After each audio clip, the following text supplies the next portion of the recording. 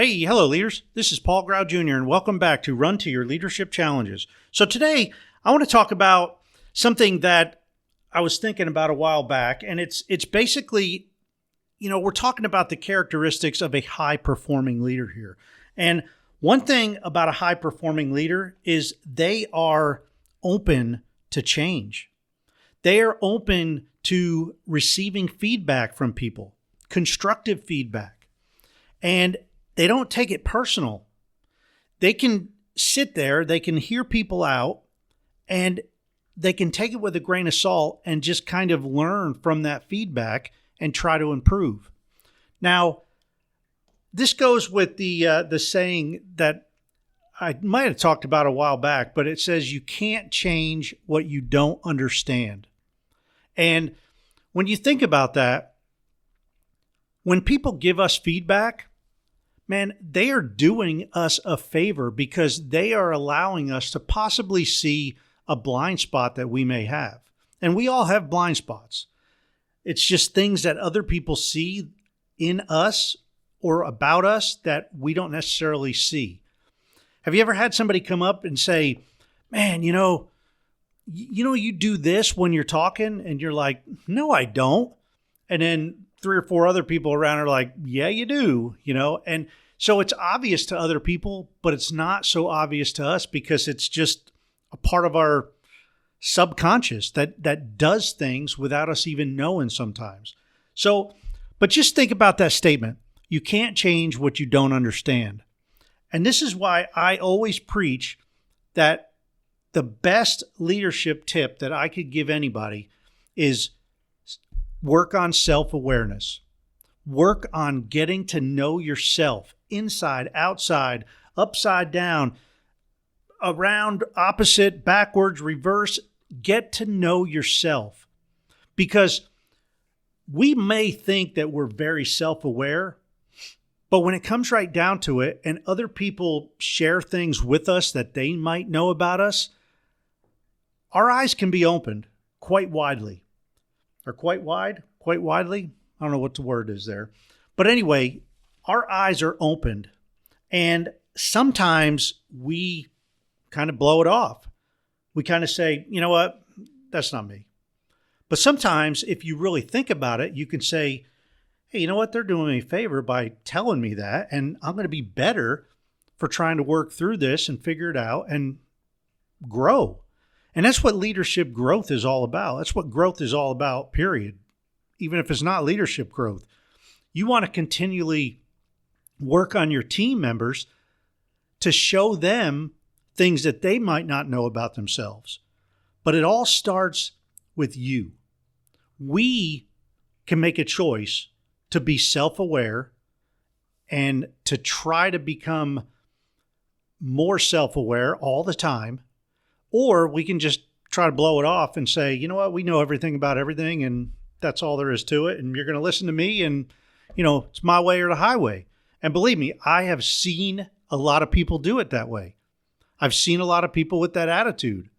And I may or may not have had that attitude throughout my military career at times, because sometimes there's no time to really debate. There's just, you got to do it this way. Just do it.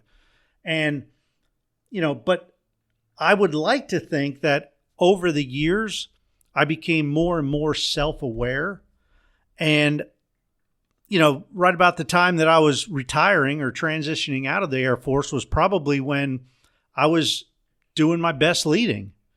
And that's unfortunate because 26 years, they probably got the best of me at the very end. And that's the cool thing about leadership, though. And that's the cool thing about just growth in general, is your best is yet to come. All right. Your best productivity, your best performance, your best profitability in your business is yet to come. And it's all because we don't know what we have to change. And we can't change it until we really understand it. Understand what needs to be changed. So today I just challenge you to work on self-awareness. I always start every client out with the DISC assessment. I use the Maxwell method of DISC, and it is amazing.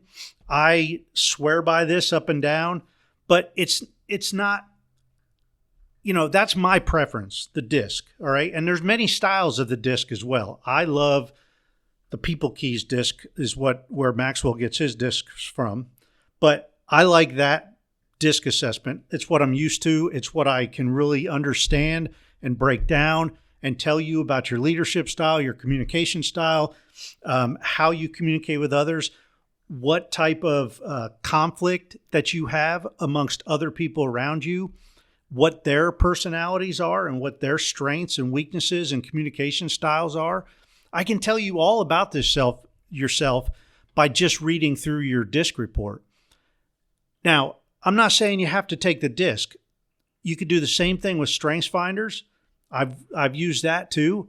I've taken the long form Strengths Finder and gotten the long report, and it is amazing. So you can use the Strength Finder. You can use the Myers-Briggs. I've had other coaches, collaborate with me, and they're like big time into Myers-Briggs. And to me, I never understood that. The 16 different, ICFs or IFCs or ID, whatever. But if you know it and you get with somebody who's really certified in that assessment, they're going to be able to help you use that. The only thing that I would warn you about is, or just say use caution, is don't just take a disc to take a disc and to check a box. I hate that when companies hire me to do some coaching or training or team development, and you can tell some of them are just checking the box. Oh, we could say we did that now. And, I can tell because they call me a year or two later and say, hey, Paul, we need you to come back and do the same thing again. And I'm like, well, if you utilized what I taught you the first time, you wouldn't need me to come back and give you that same full day, 2-day workshop or whatever. But they do, because they don't utilize it. And that really just irks me, I'll go back and teach them again, but you need to use what you're learning. So if you take an assessment, it's no good to you if you just take it, get your results, read about your results, and that's it. What I recommend is take the assessment, get your results, really get a coach or a certified person certified in that assessment to walk you through it and tell you how you can use that. I use the DISC a lot with communication. I can break down a team's DISC and I can review their DISC assessments before I even go in there. And I can walk in there that first day and say, these two people have a lot of conflict. They don't like working together. These two people over here have conflict. This person has conflict with everybody. And they're like, how do you know that? Well, it's because I have practice of reading the DISC assessment. There's other people that use Enneagrams, the colors chart, but there's all kinds out there. So pick one, take the assessment, have somebody walk you through, and just continually be open to becoming more self-aware of yourself. Because the more self-aware of ourselves that we are, the better that we can lead our people. And that's the way you become a high-performing leader. You know yourself down to the core. And this is something that we never, ever complete. I think right until the time that they bury us in the ground, we can learn about ourselves. And my eyes have recently been open to some serious issues or serious blind spots that I have in some areas. And it's kind of scary, actually. And I'm going to share more about that as we go. But for now, that's it. Just focus on becoming that self-aware leader. Because when your people see that you're self-aware and you're open to feedback, that's going to open their door and allow them to be open to your feedback. Hey, that's it for today. Hope you have a great rest of your day and come on back tomorrow for a brand new show. Until then, run to your challenges. We'll see you.